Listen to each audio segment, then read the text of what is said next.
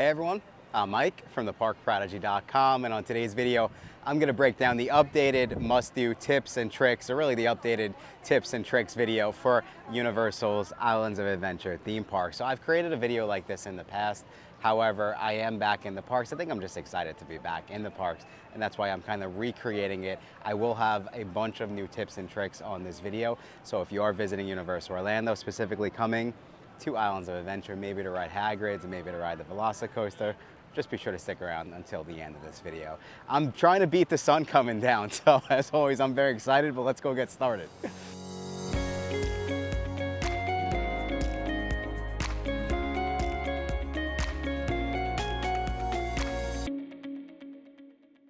All right, so tip and trick number one, and you're gonna see it really right when you walk in from the turnstiles, as you can see right behind me. So the tip and trick is that Universal Orlando, and this is really for both parks, no longer has park maps. So you'll see when you walk in here, they are kind of asking you, hey, come and scan, download the Universal Orlando app. But this one's really, really important for those millennials or older guests. If you're used to the paper maps, right?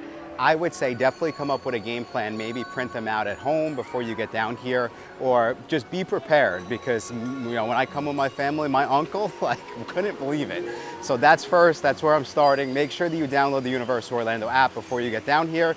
Keep in mind there are no longer paper maps at Islands of Adventure Park and Universal Studios Florida, but they still have them. They have them over at Disney. So for the next tip and trick, I would say be prepared for more rides when coming to Islands of Adventure Park, compared to going over to, let's say, Universal Studios Florida. And then, depending on when you're watching this video, if it's in 2025 and beyond, right? If Epic Universe is open, you do have to be mindful when Epic is open as well. But there are 17 rides here in Islands of Adventure Park, and that's really, really important when it comes to game planning. And I would also say the other important thing to keep in mind too is not only are there more rides, so there's more things for you to do, right? That's a great thing, more things for you to do, but I more so mean it from a planning standpoint, from a logistics standpoint. You have to plan to get on more rides in this park. And the other important thing to keep in mind too is this park really does have the most popular rides. And the most popular rides, one of them being right behind me in the Velocicoaster. We also have Hagrid's Magical Creatures Motorbike Adventure, and then we have the Incredible Hulk, which is right there. So keep that in mind. I'm actually going to break down, I'm going to look at my notes, and what I did was just to also give you an idea of just how popular this park is compared to, let's say, Universal Studios Florida, and why you need a solid game plan when you're trying to do everything, is looking at the average wait times for 2024. I went and I looked at the most popular rides in this park, and essentially we had Hagrid's Magical Creatures Motorbike Adventure. It has an average wait time of 93 minutes. Then we have not the Incredible, we have the Jurassic World Velocicoaster that has an average wait time of 71 minutes. Then we have Flight of the Hippogriff was actually in third. Now I'm looking at my notes again. I was surprised by that. That's an average wait time of 48 minutes. And then the Hulk coaster right next to me had an average wait time of 35 minutes. So keep that in mind. We went from 93 minutes, 71 minutes, 48 minutes, and 35 minutes on average. Going over to Universal Studios Florida, the most popular rides over there, most popular ride is Harry Potter and the Escape from Gringotts. That had an average wait time of 43 minutes. That's more than half, less than what Hagrid's is, right? And that's the most popular ride over there. Then we have the Minion Mayhem at 39 minutes on average, and then Revenge of the Mummy on 38 minutes on average. Where I'm going with that is that it is very, very important to have a game plan, because the rides here, you're gonna wait longer on the lines, and it's gonna be a little bit tougher to get everything done compared to the other park.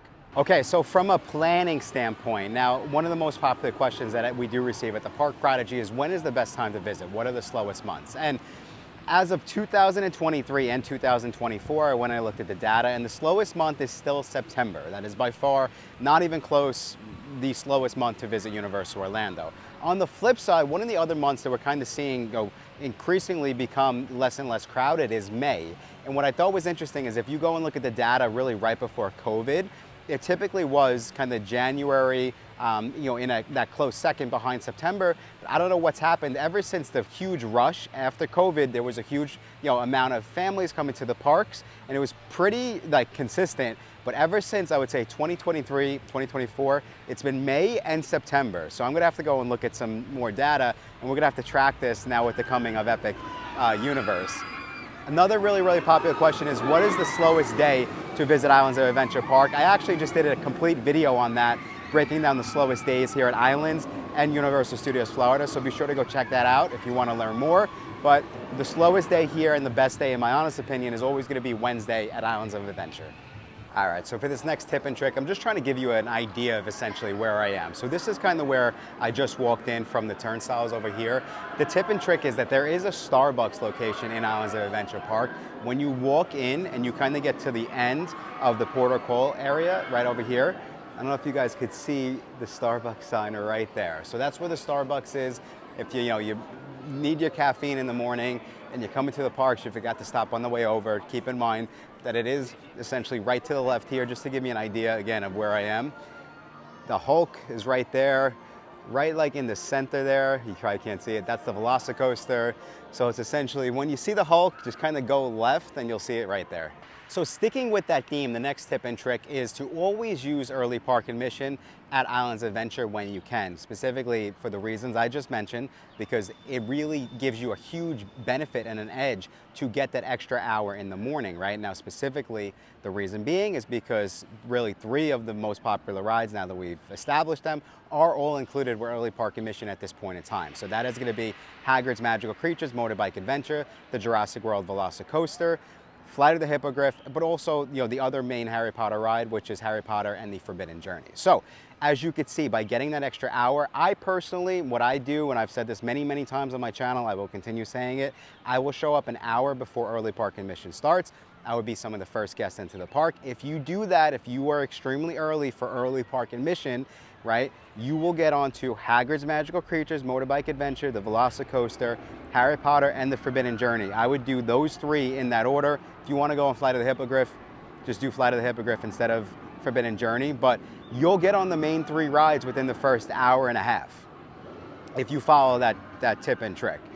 Could possibly even do it a little bit quicker depending on the time of year. But that is essentially how I would use early park admission here in Islands of Adventure Park. So this is actually pretty cool. I thought this was a gimmick when I saw the sign. The sign said psychic readings. And I'm walking past and there's actually someone getting their future read. So you can have a psychic predict your future here at Islands of Adventure Park. Maybe your day didn't start off too well. You're trying to figure out, will it get better? Will it get better for my family? Just go and check out the psychic readings. It's right before Hogsmeade Village.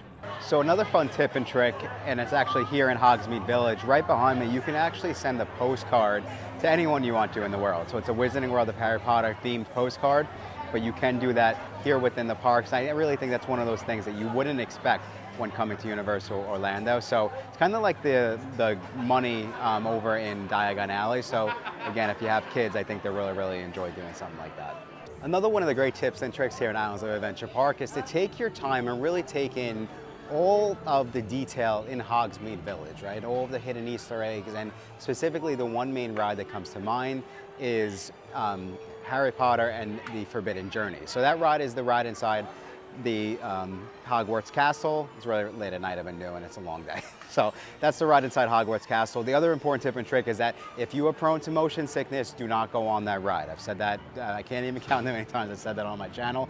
And the other cool thing too, from an ambiance standpoint and just hidden Easter egg standpoint, is you can actually go through the queue and you don't have to get on that ride. But some of the favorite things, or some of my favorite things within that queue is essentially the paintings. They do come to life within the gallery, and they also were brought to life by a technology patented by the Universal Design Team, which makes the portraits actually look like they're paintings when they're really videos. Some of the other cool things is you do get to go into the Gryffindor Common Room.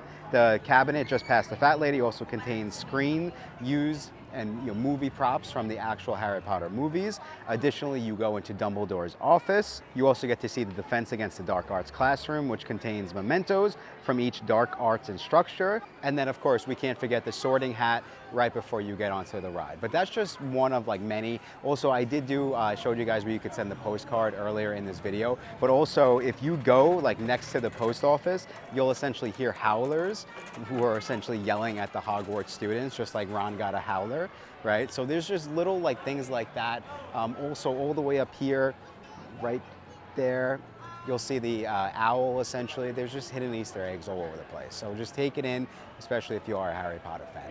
So it might be a little loud for this one, but I will still try to get it in. And this one I have included on my tips and tricks videos in the past, but specifically when it comes to Islands of Adventure Park, be prepared for water rides. So 3 of the 17 main attractions here, 3 of them are going to be water rides where you will get wet. The ride behind me, Dudley Do Ride, you will get very, very wet. The other one is going to be Popeye and Bluto's Bilge Rat Barges. That one you will get very, very wet as well. And then Jurassic Park River Adventure, for me, it's been kind of hit or miss, depending on where you sit on the, the raft.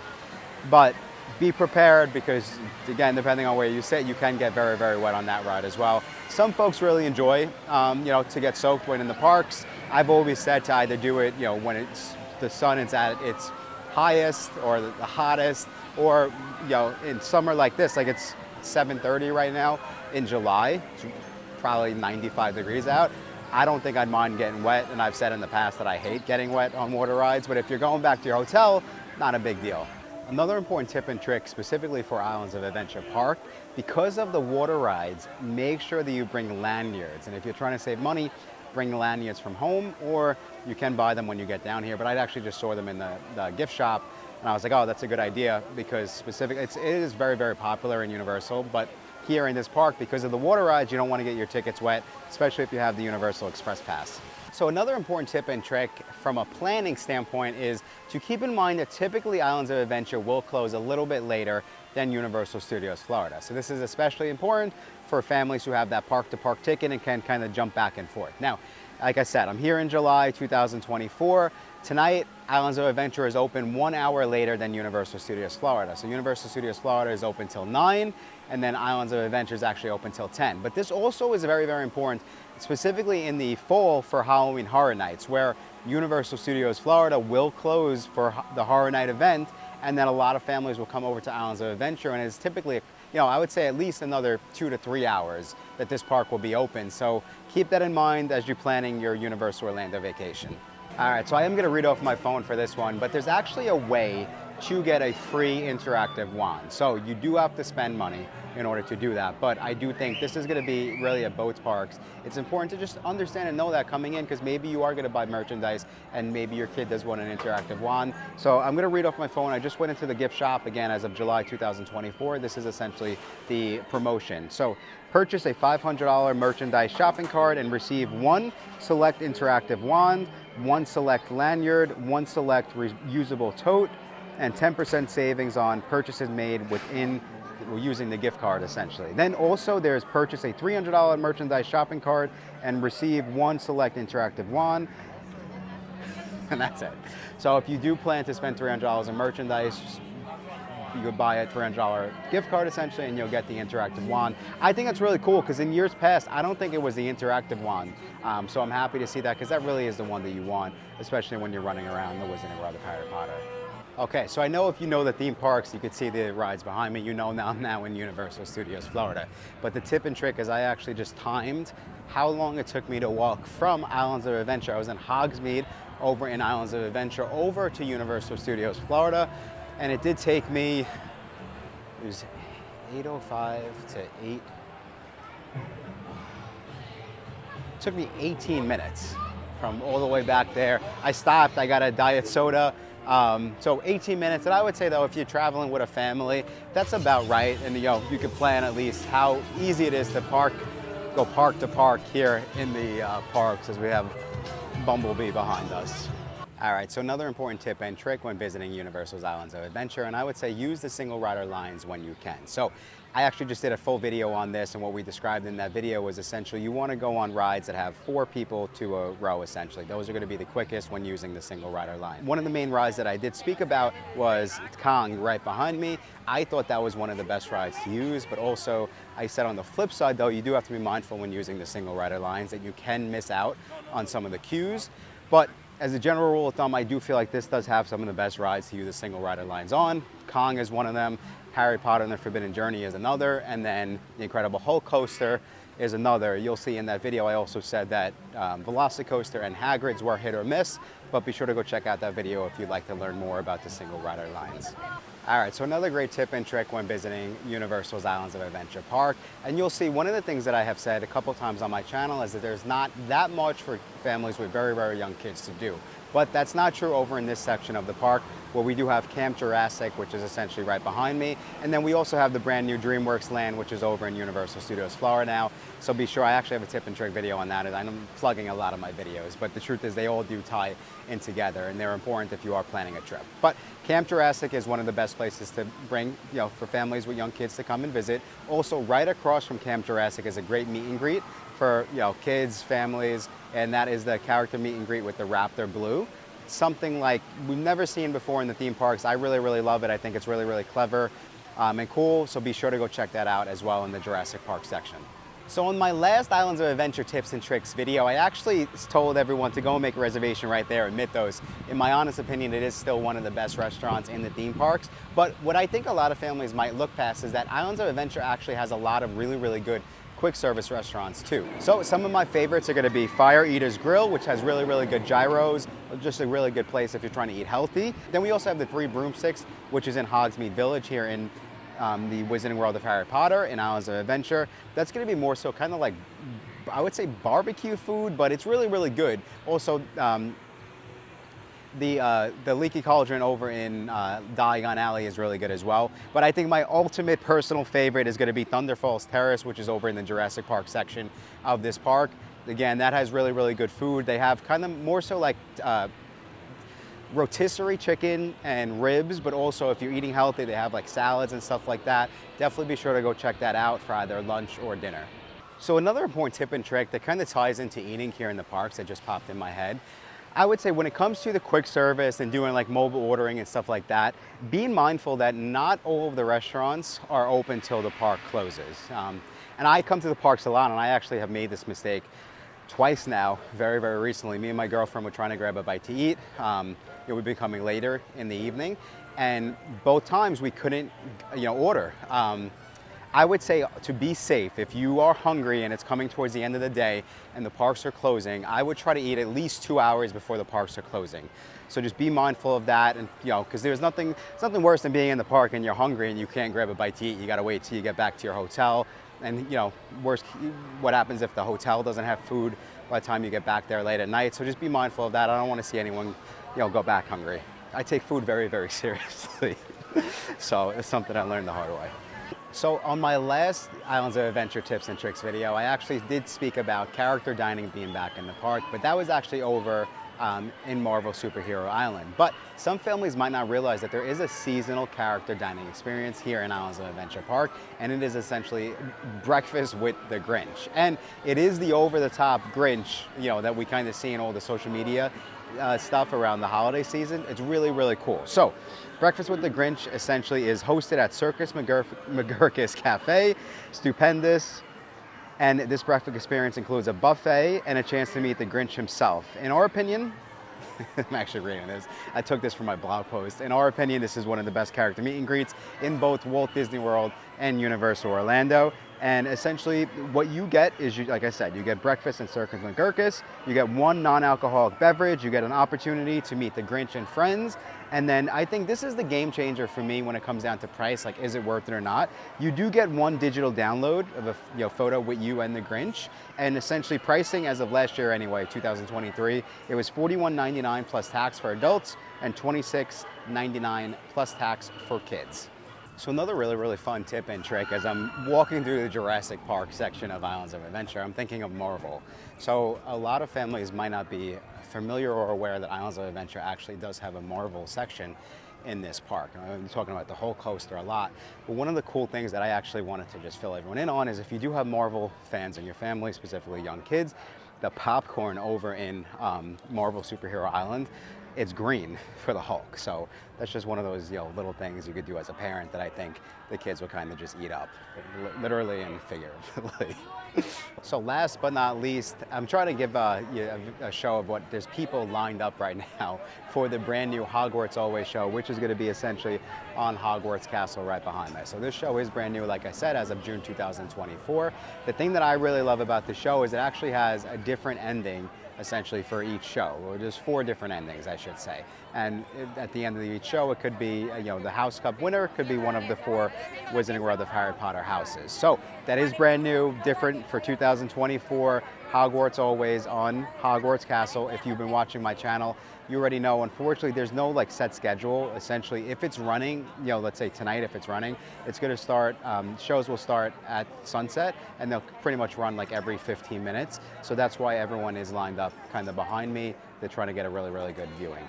But that is it, everyone. Those are essentially the best tips and tricks when visiting Universal's Islands of Adventure Park, or the updated tips and tricks when visiting Universal's Islands of Adventure Park. I really, really hope that you found this video helpful.